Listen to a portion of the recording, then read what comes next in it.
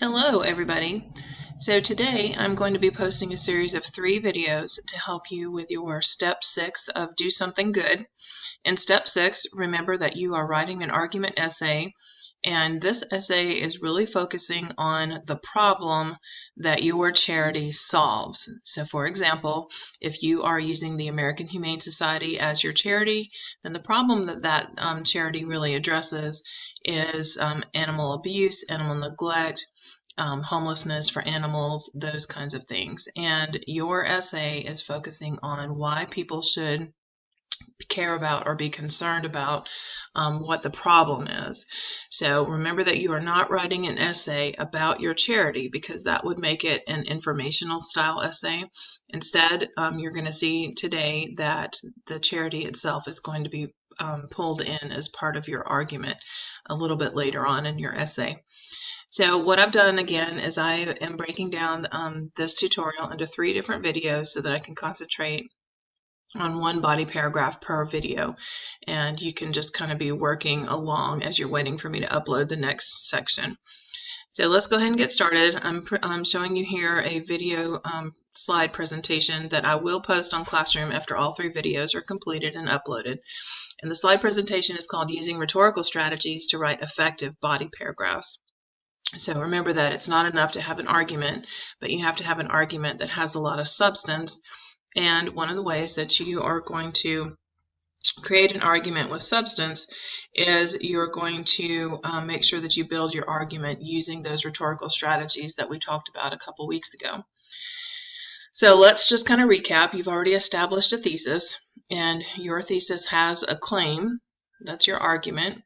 And then you have at least 2 reasons why your claim is valid. That's already in your thesis statement that you posted for me on Friday. Now, each one of those reasons that you have given to support your claim is going to become a topic sentence in a body paragraph. And again, what I want you to do is I want you to practice using rhetorical strategies to make your argument effective. And so let's look at what goes in the first body paragraph. Let's just say that this is going to be your thesis statement. This is an example from that last tutorial that I showed you last week about how to do a thesis statement. And this is the argument that was presented in an introductory paragraph, about school uniforms. And so this thesis statement says, due to the fact that it would give them fewer worries, and because it would save their parents money, students in public schools should have to wear uniforms. So that's your example thesis statement.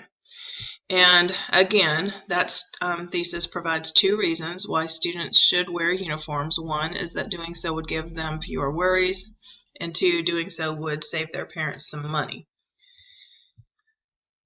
So keep in mind that as you transition into the body part of your essay, that every body paragraph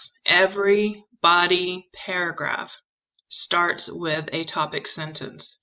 The topic sentence is kind of like your thesis for that body paragraph. It guides the rest of the information that's going to be in the body paragraph. And for your body paragraph number 1, then your topic sentence is going to focus on the first reason that you have given to support your argument. Remember that your body paragraphs have to come in the order of the reasons that you present to support your thesis. So if you don't like the order in which you have your body paragraphs and you want to put them in a different order, that's really simple to fix. All you have to do is go back to your thesis statement and reorder the reasons that you have to support your claim. Regardless, the first body paragraph is going to address your first reason. So that first reason is doing so would give students fewer worries.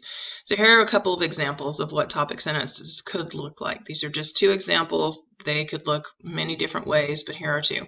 Students who wear uniforms to school have fewer worries and less anxiety than students who don't. That's just real simple, straightforward, to the point. Here's another one. Students who wear school uniforms do not have to worry about the social pressure and expense of keeping up with the latest fashion trends. Okay, so that's another one. So what we're going to do is we are going to use Ethos to support your topic sentence, this first topic sentence. And so the first topic sentence is doing so would give students fewer worries, okay? Remember, keep in mind that Ethos is when you establish credibility as a writer or as a speaker. And you do this by citing credentials or using titles that are given to other people, by citing authorities, big respected names, by alluding to either religious, mythological, or historical authority. You do this by showing clear evidence and being really careful, not sloppy in your work, and also demonstrating respect for the audience and recognizing the other side. And we'll talk about that other side when we get to body paragraph number 3. So let's say this is our topic sentence, okay? Students who wear school uniforms do not have to worry about the social pressure and expense of keeping up with the latest fashion trends. So here are some examples of things that you might use to support such a topic sentence. Now, one thing I have to say, this is a disclaimer, is that I made up all of these supporting statements. I just made them up. I pulled them out of the air. They don't really exist, I don't think. I just needed to quickly make up some things that would fit.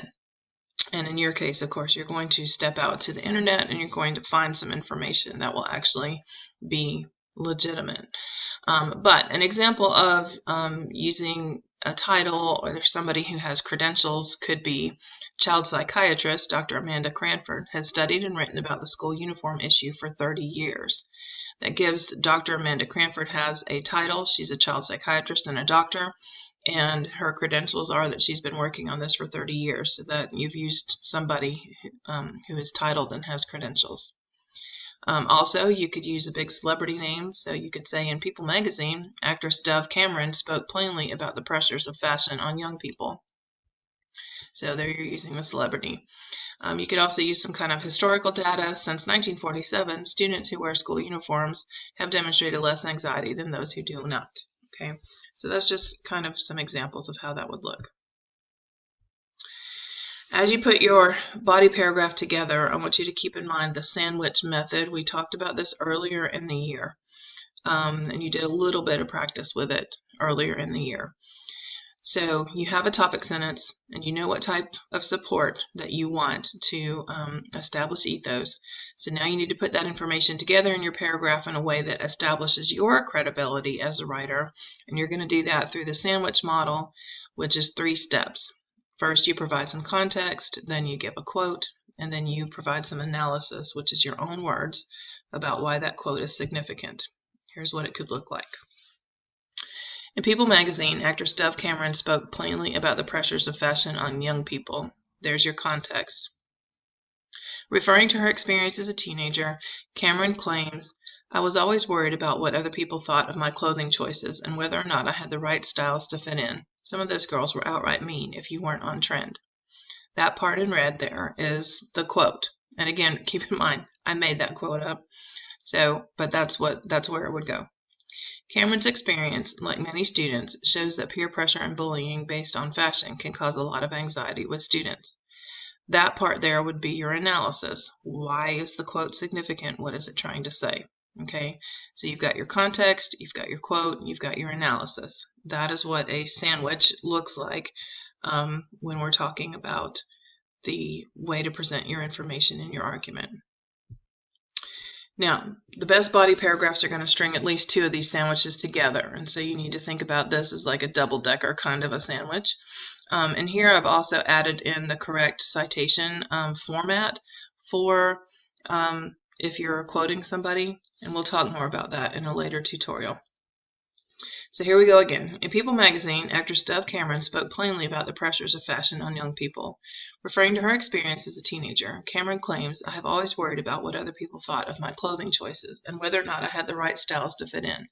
Some of those girls were outright mean if you weren't on trend." Page 47. Cameron's experience, like many students, shows that peer pressure and bullying based on fashion can cause a lot of anxiety with students.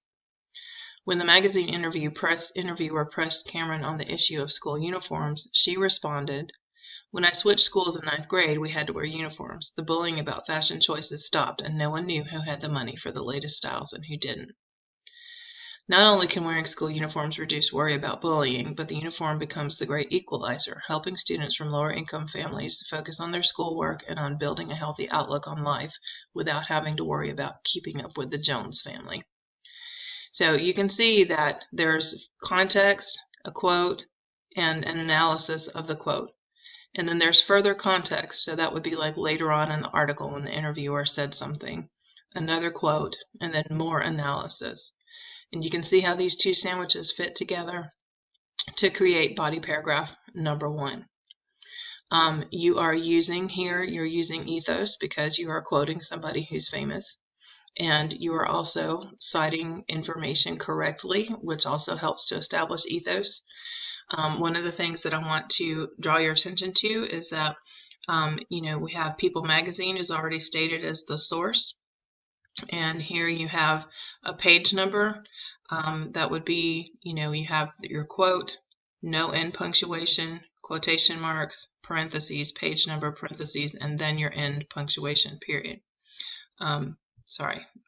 So that's the way that you're going to set that up as you're typing through that. And again, I'm doing another little tutorial on how to make sure that you have cited your sources correctly and what my expectation for this particular paper are when it comes to citing your sources. So that is how you do body paragraph number 1 using Ethos. And so you guys can go and get started on that. And in the meantime, I'm going to upload the video for body paragraph number 2, and you can look for that in just a little while.